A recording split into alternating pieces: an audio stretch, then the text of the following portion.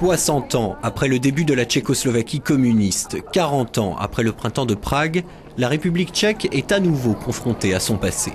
L'Institut public pour l'étude des régimes totalitaires qui a ouvert ses portes au début de l'année est en ce moment au centre d'une intense polémique. Le Parti communiste tchèque, en effet, ne comprend pas qu'aucun de ses membres n'ait le droit de faire partie des instances dirigeantes de cet institut qui a ouvert un accès public à des millions de pages de dossiers secrets de la police. Les députés de gauche ont donc saisi la Cour constitutionnelle de cette question, tout en accusant l'Institut des études totalitaires de vouloir réécrire l'histoire. Alors, manipulation du passé ou pas? Euronews a invité le directeur de cet institut et le conseiller du Parti communiste tchèque pour en débattre. Le Parti communiste tchécoslovaque a perdu un tiers de ses membres dans son dur combat contre le fascisme, qui est la forme la plus cruelle de totalitarisme.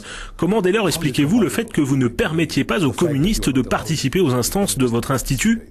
Non, pour moi, notre institut couvre toute une période qui inclut celle de l'occupation nazie. Et pour moi, de 48 à 89, ce fut le même parti communiste et presque le même système. From 1948 until 1989, it was the same Communist Party. It was almost the same system. Même pendant le printemps de Prague existait toujours le comité central du Parti communiste. Il essayait de diriger la société.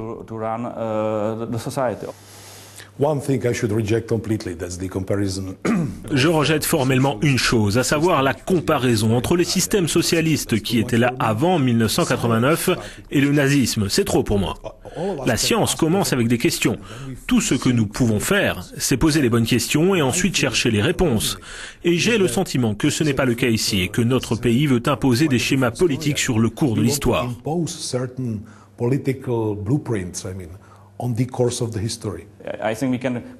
Je pense que nous pouvons comparer cela à la situation en Allemagne en 1945. Là aussi, il a fallu attendre une génération pour discuter, commencer une vraie discussion sur ce problème, de comment sortir du passé, comment réfléchir sur les faits et non plus sur la propagande. Alors pourquoi ne pas introduire de nouvelles questions dans le cadre de ces recherches? Par exemple, où sont les origines de la guerre froide? Pourquoi a-t-elle commencé? Vous serez peut-être surpris, mais je peux vous trouver l'élément qui a déclenché la guerre froide en 1917. Vous savez, la révolution en Russie. Je parle de la révolution bolchevique.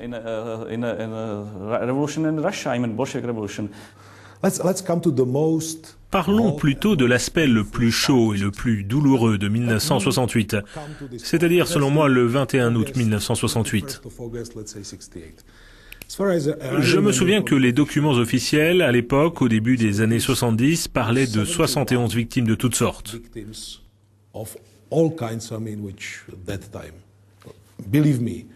J'étais quelqu'un de très jeune à l'époque et croyez-moi, la mort de chaque homme à ce moment est un traumatisme moral pour moi aussi.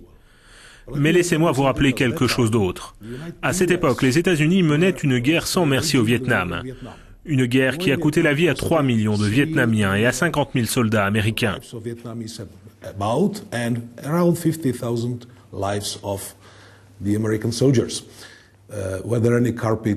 a-t-il eu des bombardements massifs en Tchécoslovaquie en 68?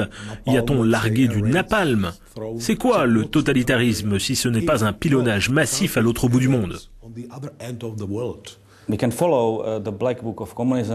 On peut aussi considérer le livre noir du communisme et compter le nombre total de victimes de l'ère communiste. Et vous connaissez les chiffres que les historiens avancent. Ils parlent de plusieurs dizaines de millions de victimes depuis 1917.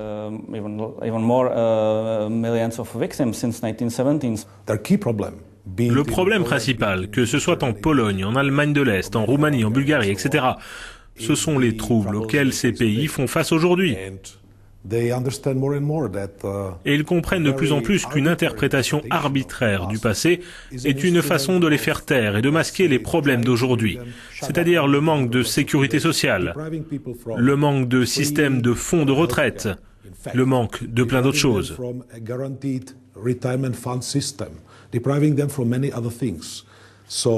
Et c'est cela le problème posé par la non-réflexion sur le passé et la non-ouverture des archives. Je le répète, je suis absolument en faveur de l'ouverture sans limite de ces archives.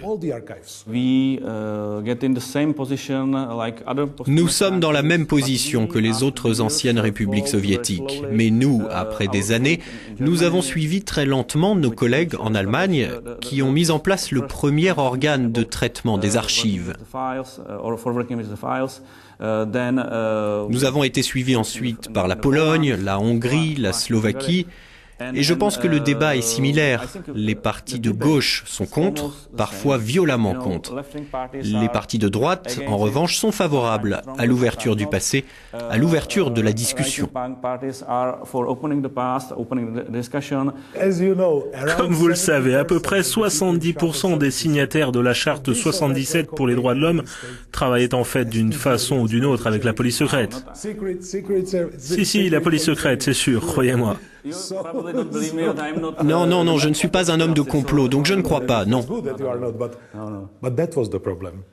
Alors dans ce cas, pourquoi ne pourrions-nous pas voir les dossiers de certaines personnalités de la révolution de novembre de 89 ? Je vais vous le dire. Je vais vous donner la clé et vous pourrez me suivre là où sont les archives et vous trouverez tout. Il n'y a pas de secret. Qu'est-il arrivé à cette archive secrète ? Ce sont des documents normaux de nos archives, je peux vous en donner l'index, c'est en accès libre, c'est ouvert. Je suis sûr que ceux qui se sont réjouis du printemps de Prague ne seraient pas heureux de ce qui se passe dans ce pays aujourd'hui. Ils seraient vraiment tristes de voir que les idéaux de l'époque étaient complètement différents de ceux qui sont suivis maintenant. N'oubliez pas l'impérialisme soviétique. Il résulte de 1968, selon moi.